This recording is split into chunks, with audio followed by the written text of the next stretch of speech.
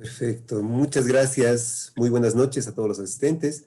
Mi nombre es Gustavo González, soy supervisor nacional de Droguería INTI y la línea Galderma. Y para nosotros es un honor tener esta noche al invitado especial que va a exponer el tema presente y futuro de la terapia en rosácea, el doctor Juan Carlos Díez de Medina, que me permito presentar. Gracias primero, doctor, por estar con nosotros nuevamente. Él es médico dermatólogo, jefe de enseñanza e investigación en la Fundación Piel Bolivia, profesor invitado a la residencia médica de la Caja Nacional de Seguridad Social, profesor invitado de residencia médica del Hospital General Universidad Mayor de San Andrés, y nuevamente, de verdad, es un honor tenerlo acá en este seminario, doctor Díez de Medina, por lo cual dejo de compartir y lo invito a presentar su tema. Muchas gracias y buenas noches. Muchísimas gracias.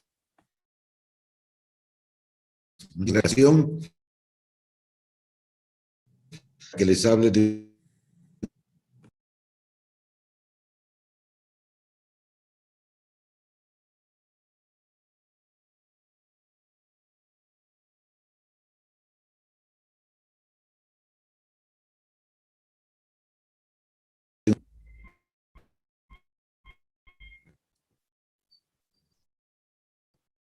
esta.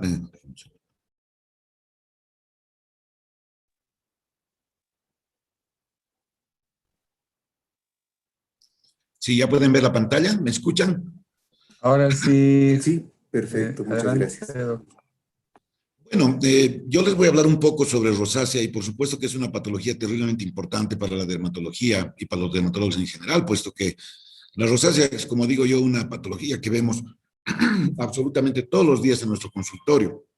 Les voy a hacer un enfrentamiento que por supuesto todos conocen, que es lo que actualmente se utiliza para el tratamiento de la rosácea, y por supuesto voy a tratar de darles un pantallazo de lo que se viene a futuro, y no un futuro muy lejano, sino yo más bien diría una cosa que ya está prácticamente en puertas y que probablemente muchos de los dermatólogos ya estamos utilizando. La rosácea en realidad es verdaderamente un síndrome. Cuando uno enfrenta rosácea, tiene que enfrentar de que solamente los dermatólogos somos capaces de entender que estas formas clínicas tan variadas sean una misma enfermedad. O sea, cuando nosotros vemos una rosácea fimatosa, o cuando vemos una rosácea eritematotelangiectásica, o vemos una rosácea papulopustulosa, o vemos una rosácea ocular, difícilmente podría un especialista de otras ramas entender de que todo esto es en verdad una misma enfermedad. Hoy en día sabemos que la rosácea no debe tratarse de una forma, digamos, ¿qué les puedo decir? De una forma única para todos los casos, sino que definitivamente uno tiene que enfrentarse al paciente de acuerdo al tipo de rosácea que tiene y entender, por lo tanto, que estamos frente a una patología muy diversa, una patología que tiene una etiopatogenia multifactorial y que, por lo tanto, necesita tratamientos diferentes de acuerdo al tipo de patología, digamos, de rosácea que estamos viendo. Básicamente existen tres pilares en el tratamiento de la rosácea. Una de ellas es la educación del paciente, la otra son los cuidados de la piel no farmacológicos, que son terriblemente importantes porque la piel del paciente con rosácea es una piel terriblemente sensible. Yo siempre hago alusión, por ejemplo, de que aunque uno dice nosotros tenemos que ponerle un protector solar a la rosácea, probablemente ese paciente no tolere el protector solar en las primeras instancias del tratamiento y probablemente tengamos que postergar un poco el inicio de estas medidas generales para cuando hayamos producido una disminución de la inflamación y hayamos mejorado esa sensibilidad tan importante que tiene el paciente. Por lo tanto, los pilares son básicamente la educación del paciente, los cuidados de la piel que no son farmacológicos, sino que están basados fundamentalmente en la ayuda que podemos darle al paciente para mejorar esa sensibilidad de la piel y, por supuesto, también ya entrar de lleno en lo que es el tratamiento dermatológico tópico y sistémico que se manejan en estos pacientes. Entonces, dos conceptos importantes, que la rosácea es un síndrome que tiene características especiales y que tiene variantes especiales que van a necesitar un enfrentamiento terapéutico diferente en cada uno de ellos y entender, ¿no es cierto?, de que cuando enfrentamos a un paciente con rosácea tenemos que educarlo, tenemos que darles cuidados no farmacológicos y que tenemos que hacer un tratamiento apropiado para cada tipo de la rosácea.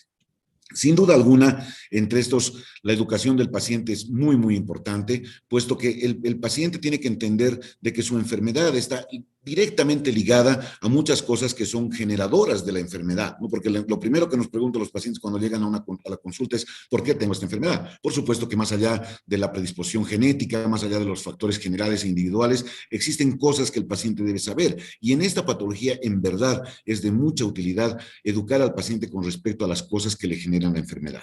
Y educarlo con respecto a estas cosas es ser terriblemente insistentes en la primera consulta de que el paciente debe evitar todas las sustancias que son vasodilatadoras, que de alguna forma son responsables de ese flashing que tiene el paciente durante e incluso después de que ha pasado la enfermedad. Por lo tanto, la limitación casi a cero de no ají, no condimentos, no cebolla cruda o en escabeche, no café, el no ingerir bebidas alcohólicas, especialmente el vino tinto, que es uno de los que más vasodilatación produce, no utilizar, comer o beber comidas y bebidas calientes, no lavarse con agua caliente, una ducha con agua tibia, no ir a los saunas y evitar el sol por completo, o por lo menos utilizándolo bajo la utilización de un protector solar, son definitivamente la base del tratamiento. O sea, aunque esto demore un tiempo, hay que darle al paciente por escrito estas cosas que son terriblemente importantes para el cuidado.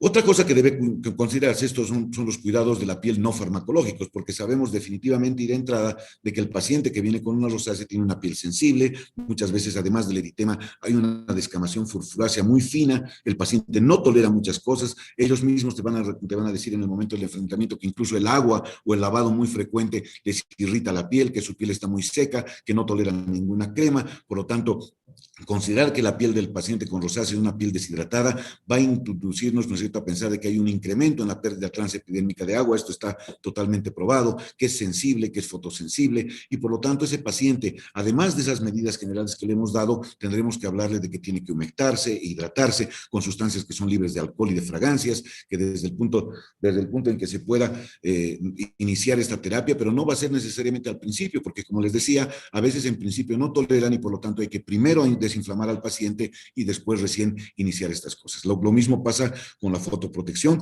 Todos sabemos, los dermatólogos, de que es importantísimo porque la radiación ultravioleta aumenta la catecolina L37, que induce, ¿no es cierto?, la formación de sustancias libres de oxígeno reactivo y que por lo tanto son gatillantes de la rosácea y por lo tanto también habrá que iniciar esta fotoprotección, como bien lo pongo ahí, en cuanto se pueda. No necesariamente es desde el primer día, o sea, no esperen que su paciente tolere una hidratación y una fotoprotección, inmediatamente ha comenzado el tratamiento de lleno, tanto tópico como sistémico, que vamos a hacer adelante. Entonces, les decía, la rosácea definitivamente es un fenómeno sindromático en el que van a ver, como ven ustedes en la pantalla, en este paciente, un paciente que tiene una rosácea eritematotelangiectásica y necesitará un tratamiento diferente a este paciente que tiene lesiones francamente papulopustulosas, y también será diferente el enfrentamiento que tengamos desde el punto de vista terapéutico en un paciente que tenga, por ejemplo, una rosácea de tipo fimatosa, o aquellos pacientes que se acompañan de todo este proceso inflamatorio tan intenso y además, por supuesto, de compromiso ocular,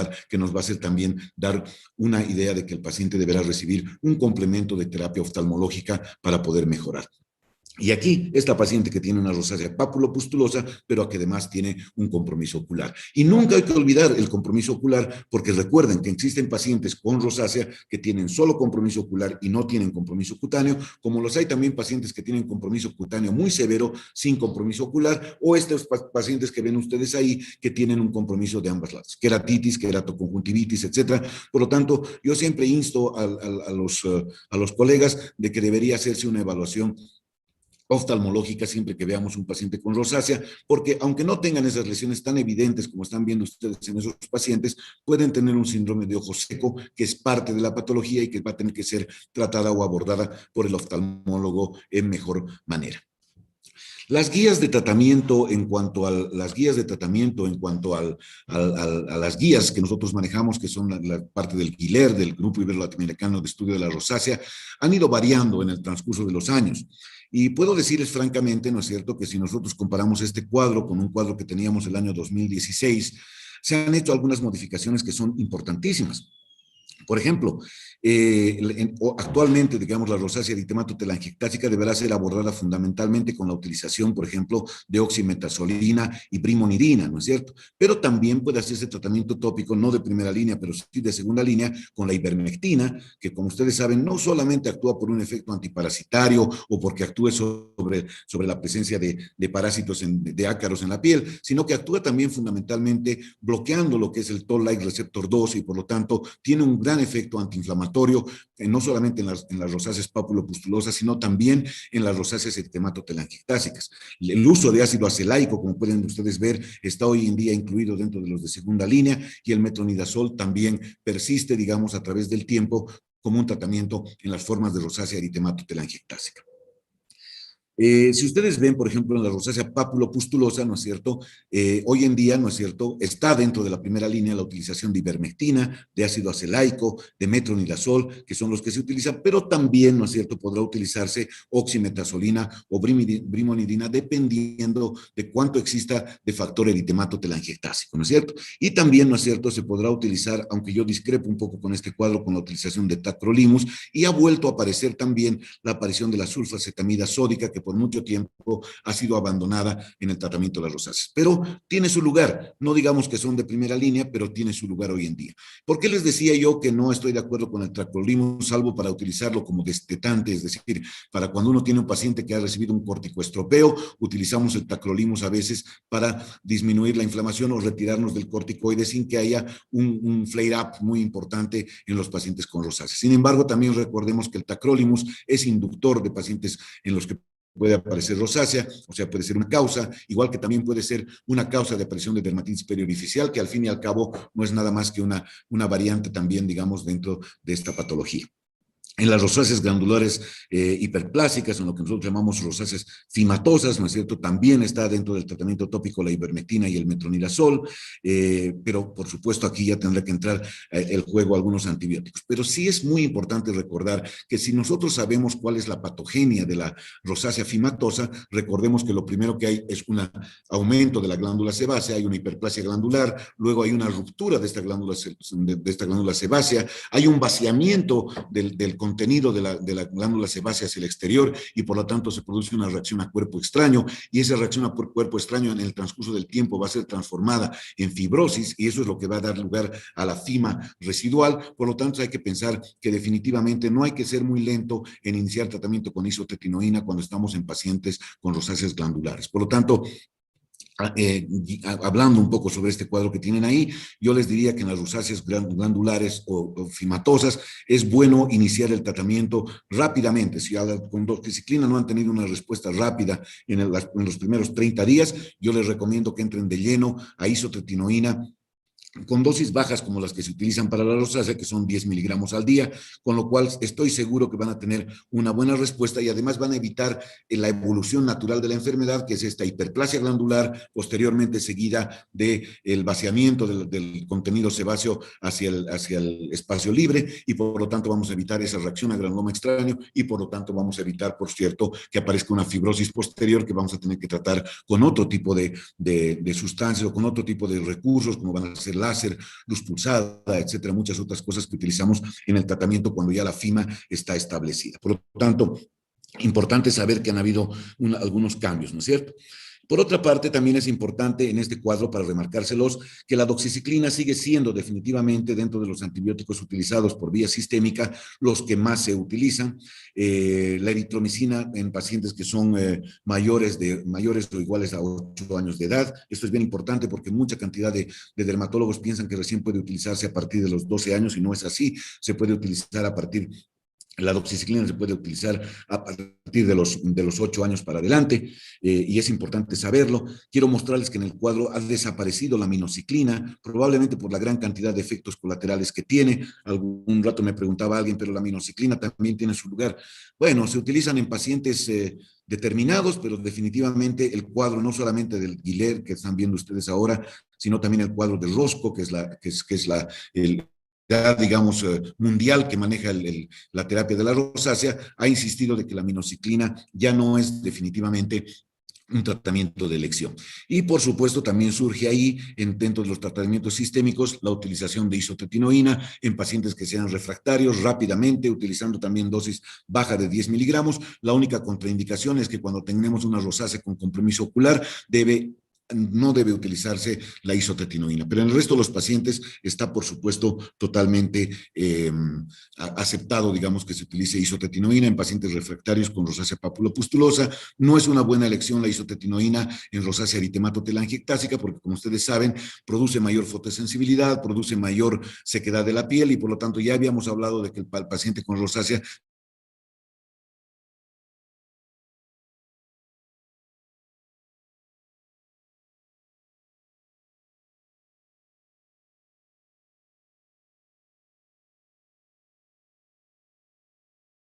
patogénicos y anatómicos se producen en un paciente con una rosácea fimatosa. En el caso de la rosácea ocular, debemos mantener siempre la utilización de la doxiciclina, a veces debe darse incluso de por vida, ¿no es cierto?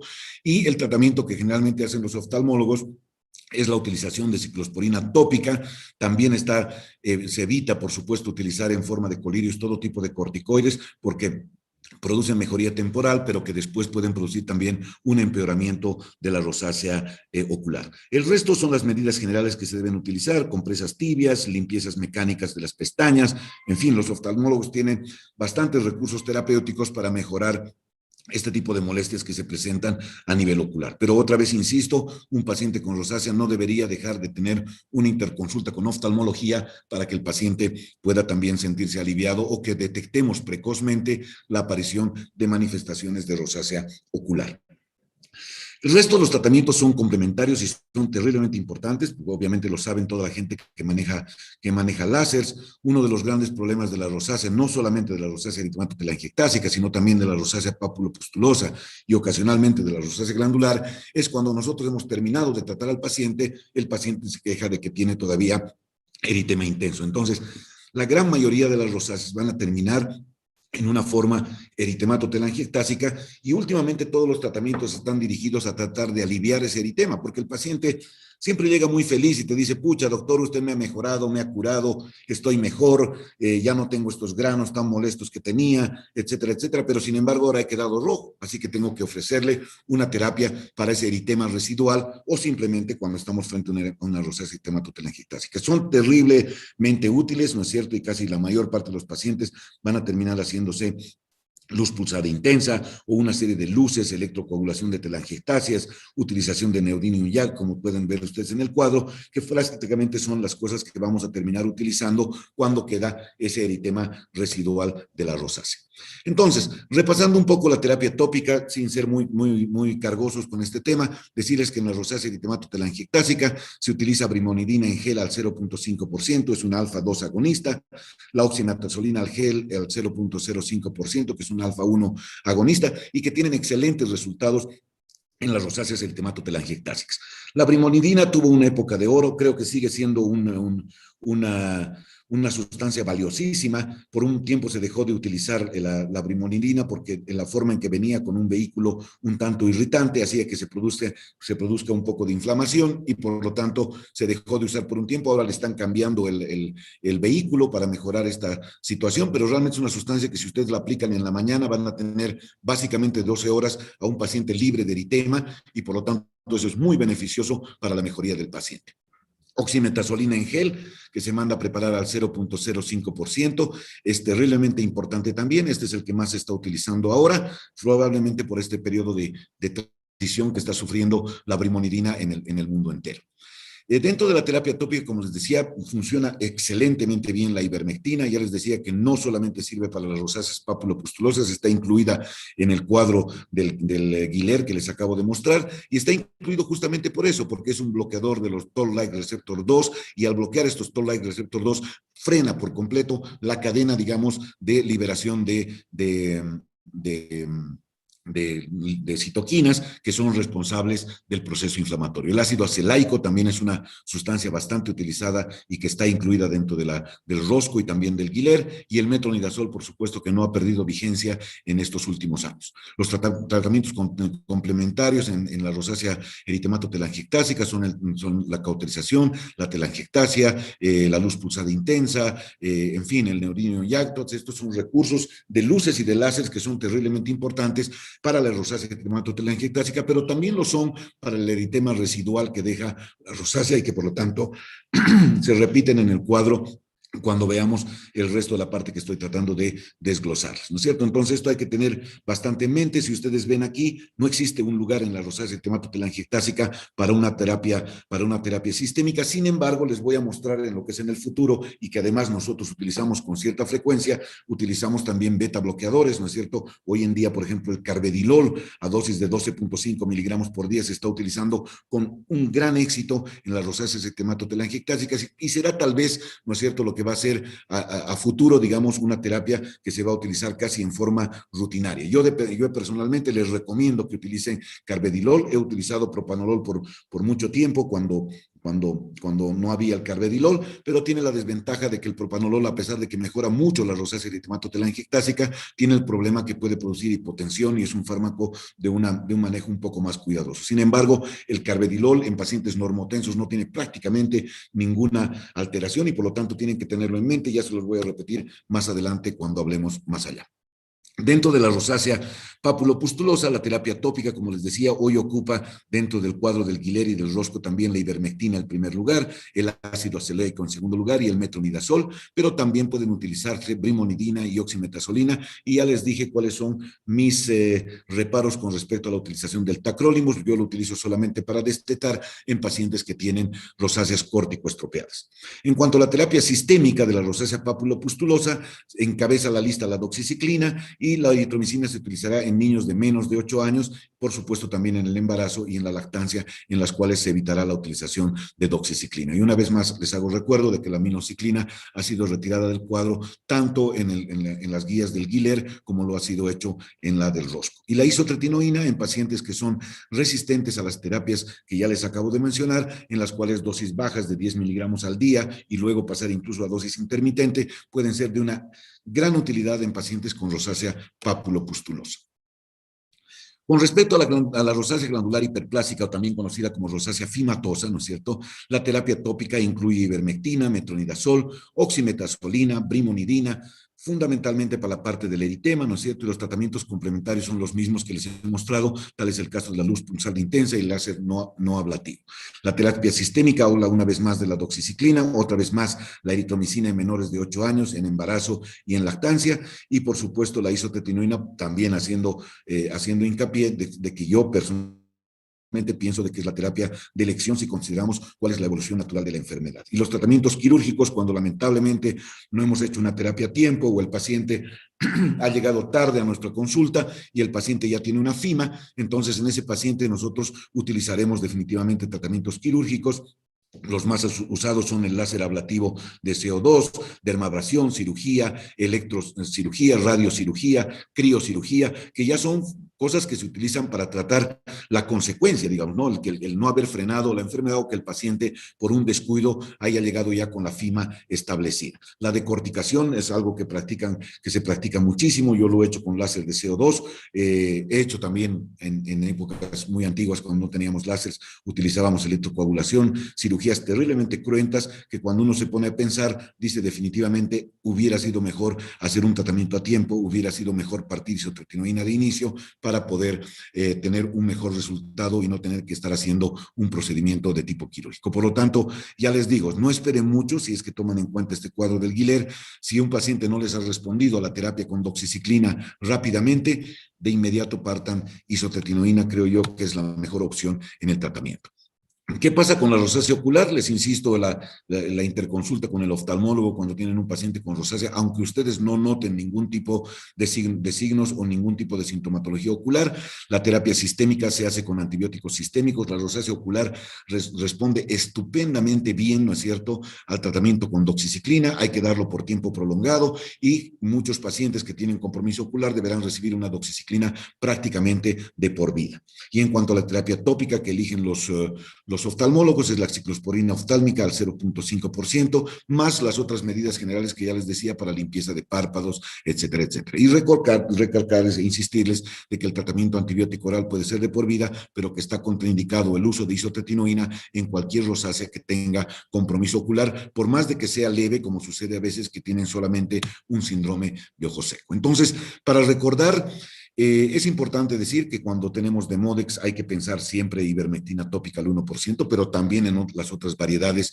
de rosácea o en los otros tipos de rosácea. La inflamación responde muy bien al ácido acelaico. Yo personalmente les recomiendo que lo utilicen. Cuando hay procesos inflamatorios, utilicen ácido acelaico al 15%. Y cuando existen inestabilidades vasomotoras, deberá ir acompañado el tratamiento de vasodilatación. Brimonidina tópica, oximetazolina tópica, son recursos hoy día terapéuticos importantísimos para tratar la rosácea eritematotelangiectásica, pero también lo son para tratar las rosáceas que han dejado un eritema residual, que son la mayor parte de las veces la siguiente consulta, ¿no? Ya les decía, el paciente dice, doctor, usted me mejoró mucho la parte inflamatoria, pero y ahora sigo rojo, ¿qué es lo que voy a hacer? ¿No es cierto? Péptidos antimicrobianos como el omigananan en tópico también, que aunque no está aprobado por la FDA, son recursos que probablemente están a puertas de ser utilizados en esta patología tan frecuente, ¿no es cierto?, que es la rosácea.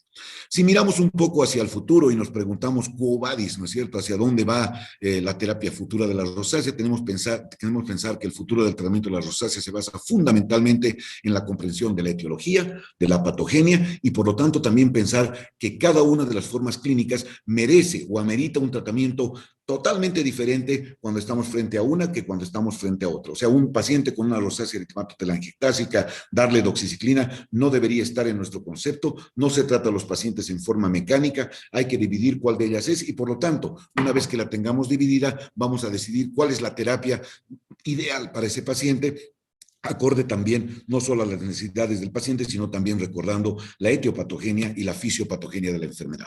Otra vez les repito, la rosácea es un síndrome, la rosácea tiene eritematotelangiectasias en algunos pacientes, en otras son papulopustulosas, en otras son fimatosas y en otras son oculares y nos vamos a dar el lujo de elegir de acuerdo a ese tipo de pacientes. En las últimas décadas, y esto es algo que yo debo invitarlos a que ustedes lean este artículo, todo paciente, todo dermatólogo debería leer este artículo que es, yo les diría simplemente fantástico o espectacular, que se llama la bendición de los celtas, ¿no es cierto? The Blessing of the Celts. Es un artículo que vale la pena leer y en la cual, por supuesto, hay cosas bien importantes que hay que recordar. En la rosácea hay una predisposición genética, hay gatillantes ambientales, hay agentes vivos, exógenos y endógenos que son responsables de la aparición de la enfermedad y, por supuesto, el primer mediador del proceso inflamatorio, que son los Toll-like receptor 2, que producen una disregulación neurovascular y van a producir todo lo que nosotros luego conocemos: inflamación, vasodilatación, extravasación, eritema, edema, pápulas y pústulas, ¿no es cierto? Y recordar que siempre existe un fenómeno inmunológico atrás de esta enfermedad, en la cual hay una liberación de grandes péptidos, quimioquinas, citoquinas, interferón, sistemas de oxígeno reactivo que son responsables también de la perpetuación de este proceso inflamatorio. Y que por supuesto existen receptores vaniloides, receptores y catalicidinas como la LL37, factores de crecimiento, etcétera, que están involucrados en este tan complejo sistema, ¿no es cierto?, que corresponde a la aparición de una rosácea. Y por supuesto, ahora les voy a mencionar que hoy en día el mastocito, esta célula que todos nosotros conocemos, se ha venido a convertir en una parte, si no les diría en una estrella de esta enfermedad, pero se ha venido a convertir en un personaje importantísimo, porque sabemos que a partir de los mastocitos se produce una gran liberación de neuropéptidos y catalicidinas que van a dar como lugar este proceso inflamatorio complejo, que es lo que nosotros conocemos como la rosácea, ¿no es cierto? Esto es lo que les decía, las formas ectematotelangiectásicas son las formas más molestas de tratar, y por lo tanto, hoy en día el futuro, cuando nosotros miramos hacia el futuro de la rosácea, debemos hablar que están surgiendo nuevas drogas que van a ser muy importantes en el manejo del eritema de la rosácea, ya sea este en la forma primaria de enfermedad o ya sea este como residuo de nuestros tratamientos. Los mastocitos, sin duda alguna, desempeñan un papel importantísimo en la mediación de la inflamación inducida por catelicidina que se encuentra en la rosácea mediante la liberación de la catelicidina LL37, de las metaloproteináceas y de las citoquinas inflamatorias. Y es por este motivo, ¿no es cierto?, que nosotros sabemos que bloqueando los mastocitos podemos tener un potencial terapéutico de la rosácea. Hay un nuevo fármaco, ¿no es cierto?, que se está desarrollando, está prácticamente ya a puertas de ser aprobado por la FDA, que es el cromoglicato de sodio. Si ustedes recuerdan, el cromoglicato de sodio se utiliza como estabilizador de la membrana de los mastocitos, se ha utilizado por muchos años en forma de inoculación nasal para los pacientes con rinitis y también se ha utilizado en el asma en forma de vía oral. Este cromoglicato de sodio al 4%, aplicado 2 veces al día, después de 8 semanas ha demostrado una disminución de los niveles de metaloproteinasas, catelicidina y calicreína 5, con una franca mejoría del eritema facial. Esto está a punto de salir, digamos, está en fase 3 de tratamiento de la rosácea, así que es algo que deben tener todos en cuenta. Inhibidores tópicos de la serin proteasa es otro de los fármacos que se viene a futuro. Los individuos con rosácea tienen niveles altísimos de serin proteasa. Esto incrementa la forma activa de la catecina L37 y, como les decía, es uno de los pilares de la aparición del eritema y de la inflamación en la rosácea. Con un efecto similar al del ácido acelaico, porque es así como funciona el ácido acelaico, el ácido aminocaproico es capaz de producir una inhibición de la proteincerasa y, por lo tanto, mejora enormemente no solamente el eritema, sino también el proceso inflamatorio de la rosácea. La crema que se está preparando y que está en fase 2 es una crema de ácido aminocaproico al 25% que se aplica 2 veces al día durante 12 semanas y ha demostrado un excelente efecto antiinflamatorio y también una disminución importante del eritema en los pacientes con rosácea.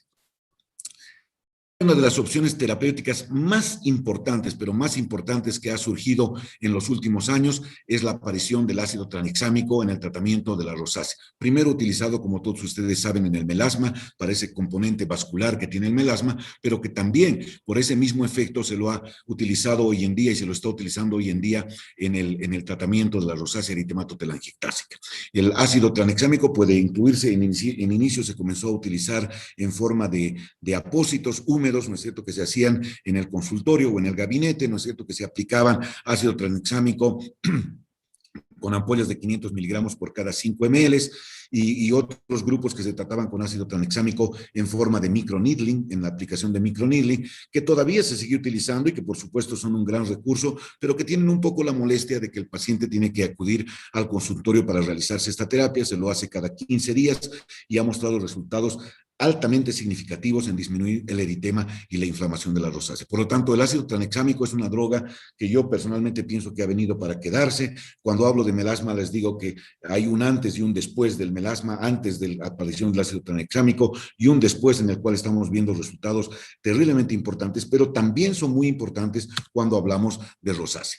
El ácido tranexámico en solución ha tenido un gran enfoque, como les decía. Ustedes aquí no lo tenemos, pero se puede mandar a formular, se lo puede mandar a formular al 5% en una crema básica hidrosoluble para que no moleste mucho a la sensibilidad que tiene el paciente, como les decía, y han presentado una importante mejoría tanto del eritema como de la inflamación. Con respecto a lo que es el ácido tranexámico oral en la rosácea, todavía no hay estudios valederos para poder utilizarlo. No se han hecho muchos estudios, por lo menos hasta donde yo tengo entendido, no he visto absolutamente ninguna publicación. Sin embargo, muchos dermatólogos lo están utilizando, me incluyo, lo estamos utilizando con resultados prometedores. La dosis es exactamente la misma que se utiliza para el melasma, se utiliza 250 miligramos cada 12 horas en el tratamiento, por lo menos por 1 o 2 meses, y después se puede incluso disminuir la dosis, pero ya lo vamos a discutir luego porque hay gente que también lo está manejando para decirles cómo lo maneja cada uno, pero en todo caso creo yo que también la forma oral del ácido tranexámico es un tratamiento prometedor en el caso de las rosáceas, no solamente la rosácea eritematotelangiectásica, sino también en las rosáceas papulopustulosas. Beta bloqueadores, ya les había adelantado algo, yo personalmente lo estoy usando con muchísima frecuencia en los pacientes que tienen rosácea eritematotelangiectásica. El carvedilol no está aprobado por la FDA, estos que les estoy hablando de futuro no están aprobados, pero sin embargo ya se están utilizando. Se utiliza en dosis de 12.5 miligramos día, en la dosis de inicio la utilizan así por lo menos por un mes y luego disminuyen a 6.25 miligramos día. Con este mantenimiento tienen ustedes muy poquísimo riesgo de hipotensión en pacientes normotensos. Se cree que en el estudio más grande la hipotensión se ha producido en menos de un 0,1% de los pacientes y ha sido prácticamente tan baja que prácticamente puede ser descartable y por lo tanto los invito a que utilicen carvedilol como tratamiento a futuro de los pacientes con rosácea eritematotelangiectásica o en los pacientes que han quedado con eritema residual después del tratamiento. Esto para incluir un fármaco que ya ha sido aprobado para la FDA, se está utilizando en Europa, en Europa y también recientemente en los Estados Unidos, es el extracto de Quassia amara, la Quassia amara es una planta que la tienen ahí, es una flor en verdad, de eso se ha sacado una crema y gel al 4%, en Europa se conoce con el nombre de Quasix, ¿no es cierto? Es un antiparasitario que tiene una eficacia demostrada sobre el Demodex folliculorum, tiene también un efecto antibacteriano y antiinflamatorio y es una buena opción de terapéutica para los pacientes que tienen rosácea, fundamentalmente las formas papulopustulosas. Entonces, la Quassia amara cada vez está saliendo más en los papers, así que los invito también a que lean, ahí les muestro el trabajo original para que lo vean, que ya se está utilizando hace algún tiempo. La toxina botulínica también está cada vez más mencionada en el futuro del tratamiento de la rosácea, pero como les decía, muchos de nosotros ya la estamos utilizando. Ahí les muestro la bibliografía, ¿no es cierto?, en las cuales se ha demostrado, ¿no es cierto?, de que en los pacientes con rosácea eritematotelangiectásica refractaria a otros tratamientos, se puede utilizar la aplicación de toxina botulínica a manera de una mesoterapia. Yo en general lo que hago es diluir 5 ml en una ampolla de 50 unidades y eso me va a dar la posibilidad de que yo tenga por cada jeringa de 1 ml, tenga 10 unidades de rosácea. En esta forma, ¿no es cierto?, se aplica como yo les voy a mostrar. Les recomiendo que en inicio ustedes hagan esta marcación. En principio yo también lo hacía, lo marcaba con un marcador de estos que utilizamos para cirugía y entonces se utiliza más o menos 1 o 2 unidades en cada uno de estos cuadrantes, ¿no es cierto?, donde están las zonas, digamos, de eritema que tienen los pacientes. Hay que ponerlo muy superficial, recuerden que hay que ponerlo muy superficial porque los músculos de la mímica, como todos sabemos, están muy por debajo de la piel, entonces esto hay que hacerlo en una forma intradérmica muy superficial, se coloca 2 unidades en cada uno de ellos, el tratamiento por supuesto no es definitivo, es algo que dura aproximadamente, yo les diría, la literatura dice de 4 a 6 meses, pero en verdad normalmente la duración es de 4 meses. Ahí tienen un paciente para ejemplificarles, un paciente mío en el cual le he hecho la aplicación de la toxina botulínica y los resultados son realmente bastante buenos y los pacientes se sienten muy satisfechos. ¿Quién sabe el problema? Un poquito el dolor, pero los pacientes lo toleran y lo otro es que seguramente van a tener que hacer una nueva reaplicación pasado cierto tiempo. Pero siempre que vuelve eritema, el eritema no vuelve con tanta intensidad como lo tenían antes de la terapia. Ahí tienen otra paciente, una forma eritematotelangiectásica no tan profusa, no tan importante, en la cual también pueden ver la mejoría. Y hay muchos papers que están publicando ahora que se utiliza también en formas de rosácea papulopustulosa. No puedo, por supuesto, dejar de hablar no solamente del futuro, sino de la actualidad cuando hablamos de prebióticos y probióticos en rosácea. Es indudable, y todos los dermatólogos conocemos, que el rol potencial de los microorganismos, la patogénesis de la rosácea, hablemos del Demodex, hablemos también del Bacilo oleanorius, que como ustedes saben, vive dentro del intestino del Demodex, y que aparentemente tienen un rol importantísimo, ¿no es cierto?, en lo que es la aparición de la rosácea, no solamente de las formas papulopustulosas, también en las formas fimatosas. La relación entre piel e intestino es obvio que existe, ¿no es cierto? Es difícil de negar, aunque mucha gente se niega a hablar de prebióticos y probióticos en rosácea, debo decirles, igual que pasa en el acné, debo decirles que definitivamente la relación existe, ¿no es cierto?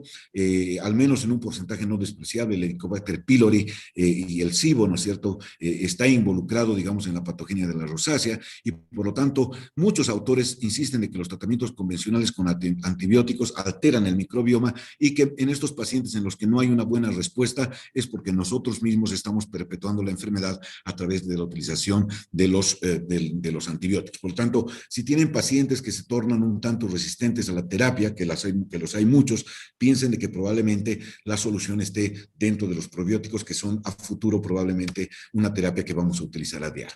Solamente para ponerlos en contexto, el uso de prebióticos y probióticos, tanto tópicos como sistémicos, son nomás una puerta hacia el futuro. Generalmente, tanto los orales como los tópicos lo que tienen son fundamentalmente Bifidobacterium lactis, Lactobacillus paracasei y Lactobacillus plantorum. Esto es lo que en general tienen. Por supuesto, hay probióticos que tienen muchas otras cosas, pero esto es para que en general tengamos un pantallazo de que estos existen en el mercado, ¿no es cierto?, y que son cosas que se pueden utilizar. Hay también estudios de que se utiliza tanto antibióticos como probióticos. Bueno, todas esas cosas son discutibles porque, como les digo, son cosas que se están viendo a futuro y que probablemente tendrán muchos defensores, como también tendrán muchos detractores de la utilización de probióticos y probióticos. Yo personalmente lo estoy comenzando a utilizar y creo definitivamente que hay un campo muy grande abierto a la utilización de estas sustancias. Estos son gentileza de mi amigo, el profesor John Harvey Gaviria, un amigo colombiano que todos ustedes conocen. Él ha estado haciendo estas terapias con probiótico puro en pacientes con rosácea, y ahí nos muestran con esta cámara que también ustedes conocen cómo van disminuyendo el eritema con tratamientos únicamente con probióticos. Él no está utilizando en estos casos tratamientos asociados, no está utilizando ni ácido acelaico, ni metronidazol, ni ivermectina, ni nada, es solamente para mostrar los resultados que él tiene con los probióticos en los pacientes con rosácea. Y realmente, como ustedes pueden ver en estos pacientes, según él me las ha tenido la gentileza de prestármelas, los resultados son bastante alentadores. Por lo tanto, es algo que los dermatólogos deberíamos tener en mente a la hora de pensar en aquellas rosáceas de ese tipo. Y aquí les pongo una cuestión que lo pongo intencionalmente, ¿no es cierto?, porque leí este artículo hace poco tiempo, donde dice minociclina tópica en rosácea. Entonces, parece un poco una contradicción, ¿no es cierto?, de que alguien esté comenzando a utilizar minociclina tópica, que nos va a alterar por completo, digamos así, la microbiota de los pacientes, y que estoy seguro que no va a tener mucha repercusión en el transcurso del tiempo, pero se los muestro, porque alguien me podrá decir, así, pero resulta que hay estudios con minociclina al 1 y al 3% en forma tópica. Yo creo que, igual que en el acné, no deben utilizarse, igual que en el acné cuando decimos no utilices antibióticos orales y además antibióticos por vía tópica porque aumentamos los fenómenos de resistencia, pues lo mismo diría para este caso. La minoxiclina tópica está en los papers, pueden leerlos, pero realmente yo personalmente desaconsejo la utilización de cualquier tipo de antibiótico en forma tópica en los pacientes con rosácea, igual que los desaconsejo en la utilización en pacientes que tienen acné. Y por supuesto, es innegable de que las luces, las fuentes de luz, y los láseres tienen definitivamente un campo terriblemente abierto en lo que es la rosácea, ¿no es cierto? Yo creo que los láseres son definitivamente en lo que terminamos cuando tenemos un paciente con rosácea eritematotelangiectásica, o en pacientes que han terminado su tratamiento de rosácea papulopustulosa y que quedan con eritema residual. Definitivamente todos esos pacientes van a pasar por luz pulsada intensa, van a pasar por láser para mejorar ese eritema residual, porque si no el paciente no se siente conforme con la terapia. O sea, siempre les va a exigir un poco más para mejorar esa última parte, digamos, de los pacientes que tienen rosácea residual, eritema residual. Se utiliza láseres secuenciales para activar el ácido aminoleurínico, sirve también para pacientes con terapia, no solamente para el eritema residual, sino también para las formas papulopustulosas e inflamatorias de la rosácea. La radiofrecuencia, en esto mostrarles de que la terapia con radiofrecuencia fue tan efectiva como el láser de colorante pulsado, por lo que debe ser considerado una alternativa terapéutica eficaz en rosácea. Además, si consideramos que el costo de la radiofrecuencia es mucho menor que la utilización del láser de colorante pulsado. Mirando un poco hacia el futuro, y que con esto pienso yo que ya podría terminar, la reducción significativa del eritema y las telangiectasias en la rosácea requiere el uso del láser definitivamente. Sin embargo, los nuevos temas para el eritema serán de gran ayuda en el tratamiento y no tengo dudas de su importancia para reducir el impacto, no solamente estético, sino fundamentalmente mejorar la calidad de vida de todos nuestros nuestros pacientes con rosácea, porque definitivamente son pacientes que tienen una gran afectación de la calidad de vida. No es una enfermedad que mata, pero es una enfermedad que afecta terriblemente la calidad de vida de todos nuestros pacientes. El futuro del tratamiento de la rosácea, el Quo Vadis, o hacia dónde vamos, está en el uso combinado de terapias, tanto terapias tópicas como terapias sistémicas, como también la utilización de láseres y todas las luces, porque al final de cuentas de eso se trata la terapia en todas las patologías dermatológicas. Hay una mezcla de ciencia, pero hay una mezcla de arte en la cual tenemos que saber combinar todos estos métodos para obtener un resultado que sea beneficioso para el paciente y que por supuesto sea también para mejorarle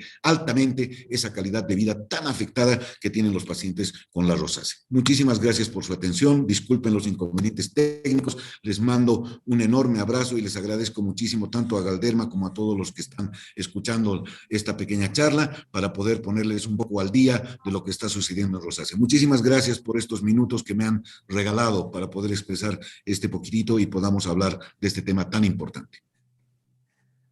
A usted, doctor, realmente lo que ha compartido y van llegando felicitaciones, realmente es el futuro que nos muestra, es muy prometedor en todo aspecto y como decir, pues hay que seguir trabajando sobre cada paciente. Invitamos a la audiencia a hacer las consultas que ya van llegando, le decía, felicitaciones, agradecimientos, muchas gracias por su presentación, profesor. Hay una consulta que nos dice, buenas noches, una consulta. ¿Hay estudios sobre la utilización de bisaprolol en pacientes con rosácea? ¿De qué? Bisaprolol. No he visto, no lo he leído, no he leído el estudio. Yo creo hay mucha cuestión de utilización de fármacos oftalmológicos que se utilizan para el glaucoma, que tienen buen efecto, digamos, como tratamientos del eritema y de la telangiectasia, pero específicamente que haya visto un estudio con bisaprolol en grandes cantidades de pacientes, no, realmente no. Y por supuesto sé que no está aprobado por la FDA, no. Ya, doctor, haciendo un poco seguimiento a este tema, carvedilol en pacientes hipertensos, ¿recomienda un cambio o interconsulta con Mira, si el paciente cardiología? tiene rosácea, porque dentro de las comorbilidades de la rosácea hablamos estas coincidencias, es que existe una gran cantidad de pacientes hipertensos. Sí. Yo normalmente lo hablo con el cardiólogo y le digo cómo nos podría ir si lo combinamos o si le cambiamos la terapia, ¿no es cierto? Por supuesto, sé que el carvedilol no es definitivamente la primera elección en todos los pacientes hipertensos que tengan hipertensión idiopática, pero en todo caso a veces puede utilizarse. Yo les mando para que me lo evalúe previamente el cardiólogo y tengo pacientes que están utilizando, por ejemplo, losartán y están utilizando carvedilol, ¿no es cierto? Probablemente hay que hacer una pequeña corrección de dosis, eso se lo dejo al cardiólogo, pero por supuesto le pongo en el contexto de que el paciente se va a ver muy aliviado de su rosácea y que por otra parte también le estamos dando un tratamiento para su hipertensión, pero siempre manejado en concordancia o digamos conjuntamente con un cardiólogo. Muchas gracias, doctor. Hay otra consulta que dice, ¿combina en algún paciente metronidazol e ivermectina en tratamientos intercalados? Mira, en general no lo hago. Yo cuando decido utilizar ivermectina, uso ivermectina. Cuando decido utilizar metronidazol, utilizo metronidazol. Recuerden que ambos tienen un efecto bastante similar. El metronidazol no solamente actúa por sus efectos antiparasitarios, actúa también porque es un buen bloqueante del Toll-like receptor 2 y además es un gran inhibidor de la catelicidina LL37. Así que cualquiera de los dos lo utilizo, pero normalmente no hago una sinergia. No, de hecho, no sé si existe una sinergia entre utilizar ambos juntos o uno solo de ellos. Aquí hay una pregunta que más o menos se refiere al mismo tema. En pacientes con rosácea glandular, ¿prefiere ivermectina para disminuir la inflamación y continuar con metronidazol de mantenimiento? Bueno, otra vez les digo, mi primera elección en el caso de una rosácea fimatosa es utilizar, ojalá, isotretinoína. Pero si yo estoy utilizando, voy a poner el caso de que le he dado doxiciclina en un primer mes de tratamiento, asocio tópicamente ivermectina. Me gusta la ivermectina como antiinflamatorio, un poco más que el metronidazol. Y de hecho creo que compartimos esta idea porque ya tanto el Rosco como el Guiller han puesto a la ivermectina un poquito por encima del metronidazol. Claro, va a costar a quienes somos viejos como yo, nos va a costar un poco abandonar el metronidazol. Creo que sigue siendo mi caballito de batalla, pero en todo caso me gusta la ivermectina. Sí. Gracias, doctor. Al respecto del ácido aminocaproico, ¿usted lo hace Sí. formular, doctor? He formulado unas pocas veces, ya saben que no está aprobado por la FDA. No tengo capacidad y no estaría capacitado para decirte si es mejor que el ácido acelaico. Creo que cuando hablo de él es hablar de un futuro, ¿no es cierto?, de una nueva arma terapéutica. Me gusta el ácido acelaico. Creo que por eso también ha vuelto a entrar al diagrama que les mostraba, pero lo he formulado un par de veces. Lo que no me queda claro es que si la farmacia o la manipulación magistral tiene todavía la capacidad de hacer un ácido aminocaproico estable. O sea, yo creo que cuando esté hecho por la industria, vamos a tener una mejor chance de poder utilizarlo. Gracias, doctor. Si el paciente es candidato para el uso de isotretinoína en rosácea, ¿puede coadyuvar tópicamente con ivermectina? ¿Solantra? ¿Puedes hacerlo? Sí, señor, puedes hacerlo.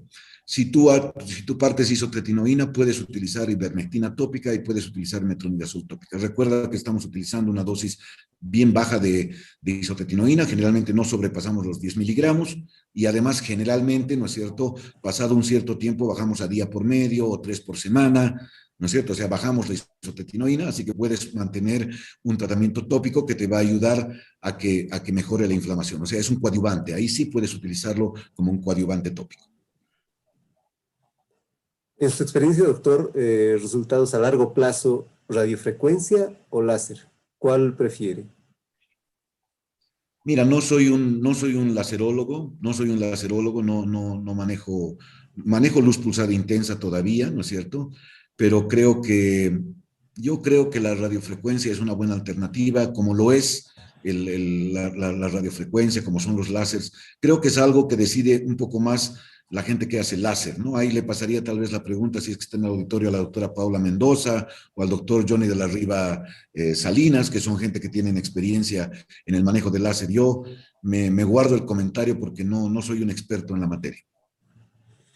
Hay una consulta relacionada, doctor. ¿Podemos hacer luz intensa pulsada durante el tratamiento con ivermectina? Sí, señor, sí se puede hacer.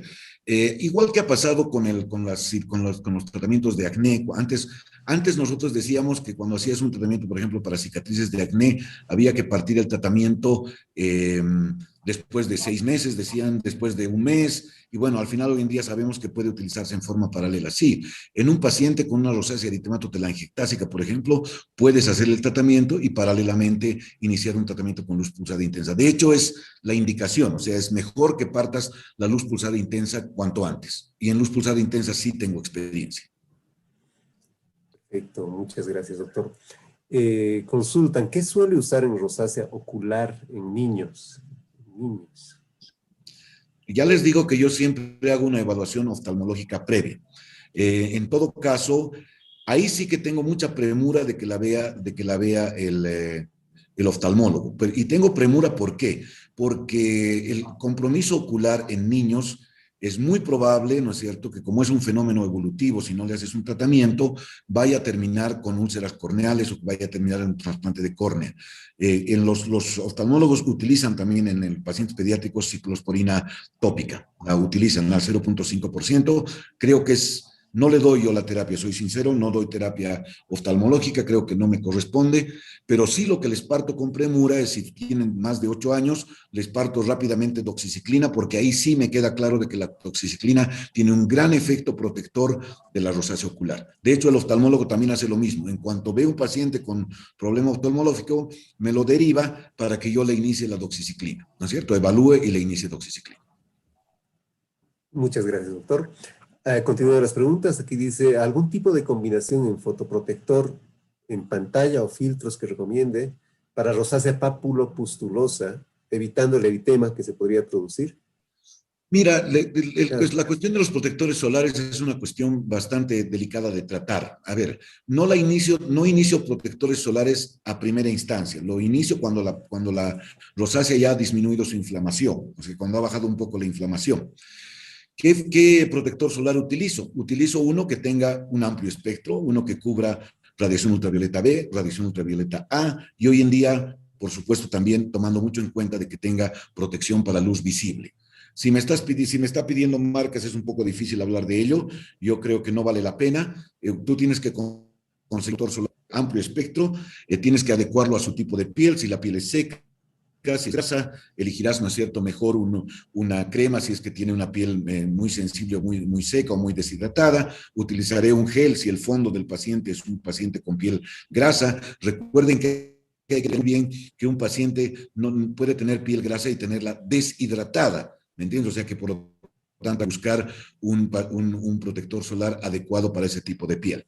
Recordar también de que son mejores protectores, las cremas, los geles son mejores protectores que las lociones, ¿no es cierto? O que los sprays, pero en todo caso la elección es un amplio espectro y además que le caiga bien al paciente. Recuerden que ahí sí que hay que manejarlo con mucho cuidado porque hay pacientes que no toleran, aunque sea una misma formulación, no toleran uno u otro por el vehículo o por el tipo de vehículo que estás utilizando. Gracias, doctor. Leemos un par más, por favor. ¿Se podría considerar una exacerbación de la rosácea como complicación post-COVID? ¿Tiene usted experiencia al respecto? No he visto ningún paciente. Lo que sí he visto es que, por supuesto, cuando el paciente tiene COVID, lo primero que va a olvidar es su tratamiento de la rosácea porque pasó a segundo plano. Y ahí de pronto la rosácea recidiva, no creo que se haga más intensa, pero recidiva. Lo que sí he visto mucho es pacientes que, por supuesto, por COVID han recibido grandes dosis de dexametasona, a veces por COVID y a veces por miedo también han recibido grandes dosis de dexametasona y eso ha causado una exacerbación de la rosácea, pero no por el virus mismo, sino más bien por la terapia que están utilizando. Perfecto. Y vamos terminando con las consultas. ¿Tiene usted experiencia en el manejo de doxiciclina de liberación retardada de 40 miligramos? No porque no ha llegado aquí, pero les voy a decir Entiendo. algo, les voy a decir muy claro, la orácea, así es como se llama en el mundo entero la doxiciclina de liberación prolongada, es una gran alternativa de tratamiento, tiene una dosis muy baja, sabemos que la doxiciclina se elimina en gran cantidad por piel, ¿qué se llama? Los niveles, digamos, de la doxiciclina a nivel cutáneo son elevadísimas con dosis muy bajas. Nosotros recitamos doxiciclina de 100 miligramos porque es la que tenemos, pero si yo tuviese doxiciclina de 40 miligramos de liberación prolongada, la doy encantado de la vida, o sea, me encantaría utilizarla, pero no tengo experiencia porque aquí no llega. Perfecto, doctor. Un millón de gracias. De verdad que hay varias felicitaciones, hay agradecimientos. Gracias de parte de nosotros también, doctor. Lo invitamos a hacer una despedida del seminario de esta noche, por favor. Bueno, yo primero quiero agradecerles. Para mí, primero decirles a la gente de Galderma, a la gente de INTI, que tengo una relación, aunque no tengo ningún conflicto de interés con ustedes, tengo un conflicto de amistad. He sido gran amigo y hermano de Christian Schilling, he compartido con él mucho tiempo, me hubiera encantado que él también estuviese aquí y estoy seguro que hubiera estado escuchándonos, moderándonos y hasta preguntándome probablemente por el chat de alguna cosa que a él le interesaba, porque era un tipo terriblemente inquieto, lo he querido con toda mi alma, pero también los quiero a ustedes, como ustedes saben, somos amigos, Gustavo, Juan Carlos, de innumerables correteos, congresos, de ayudas que nos han dado para la Sociedad Boliviana de Dermatología, por lo cual a través también de la sociedad les hago llegar un enorme agradecimiento. Quiero decirles que para mí es un lujo poder compartir con ustedes. Gustavo, eres mi amigo, Juan Carlos, tú también eres un gran amigo mío, y no, esto para mí no significa un esfuerzo, significa simplemente una gratitud para todo lo que han hecho por mi sociedad cuando yo lo he necesitado. Y agradecer a todos mis colegas que parece que no se cansan de escucharme y que todavía están ahí, a pesar de que seguramente para algunos les resultará repetitivo el tema, pero quiero decirles que estoy feliz y agradecido con todos y cada uno de ellos por estar siempre presentes cuando yo hablo. Les quedo eternamente agradecidos porque esos minutos que me regalan son minutos que de verdad para mí tienen un valor terriblemente grande. Muchísimas gracias, colegas, muchísimas gracias, Galderma, muchísimas gracias, Gustavo, Juan Carlos, porque me siento en casa y creo que así es mi casa. Gracias. Gracias, de verdad. Si me Juan permite. Carlos, por favor. Sí, Juan Carlos Gutiérrez. Muchas gracias. Eh, para cerrar, de verdad nos sentimos muy, muy complacidos de haber podido contar con la presencia del doctor Juan Carlos Díaz de Medina, que engalana la programación planificada para esta Semana de Salud. Sin duda, el nivel académico compartido ha sido excelente. Hemos podido tener una visión muy completa de todas las terapias alternativas. Ya como usted mismo dice, o como tú mismo dices, Juan Carlos, ya depende del paciente, depende de la habilidad, y es un arte el poder emplear todos esos recursos disponibles. Muchas gracias. Toda la gente que ha mandado su felicitación, creo que también se siente muy contenta y complacida por esta sesión que hemos tenido de alto nivel. Y ya en el plano personal, creo que la memoria de Cristian nos ha de acompañar por mucho tiempo. Todos los que hemos podido trabajar con él y compartir su amistad, de verdad sentimos profundamente la pérdida. Y desde ese punto de vista, esta actividad ha sido diseñada para entregar de alguna manera el reconocimiento nuestro a todos los profesionales en salud, como en tu caso, Juan Carlos, han trabajado de manera conjunta con nosotros, y a toda la población que confía en INTI como empresa. Nos queda ratificar el compromiso de seguir trabajando juntos. Haciendo memoria, venimos de la mano desde el año 98, son más o menos 23 años de una relación de trabajo conjunto. En un par de años estaremos celebrando, si Dios quiere, los 25 años de trabajo ininterrumpido. Y creo que eso ha podido solidificar no solo los lazos de trabajo, sino de amistad. Para nosotros es un gusto el poder colaborar y haber contribuido con nuestro granito de arena al crecimiento y el engrandecimiento de la Sociedad de Dermatología, fruto del trabajo de ustedes, los dermatólogos, que nosotros hemos sabido acompañar medianamente. Hemos podido, con nuestro granito de arena, también contribuir al logro de sus objetivos. El trabajo continúa, los planes siguen, nuestro compromiso de seguir al lado de ustedes también. Reciban nuestro reconocimiento, y la nueva administración de INTI pretende también estar en la misma línea. Muchas gracias a todos los asistentes, muchas gracias Juan Carlos, muchas gracias a mis colegas que han hecho posible que esta transmisión sea muy exitosa. Invitamos a la audiencia para el día de mañana, que también tenemos otra programación que esperamos sea de su agrado. Un fuerte abrazo, Juan Carlos, y muchas gracias, de verdad. Un abrazo grandote. Gracias por el cariño. Gracias por las palabras. Y el cariño es mutuo. Un gusto, Juan. Hasta la próxima. Gustavo, un abrazo. Que te vaya bien. Igual, Nos vemos. de verdad. Chao, gracias. Hasta la próxima. Buenas noches.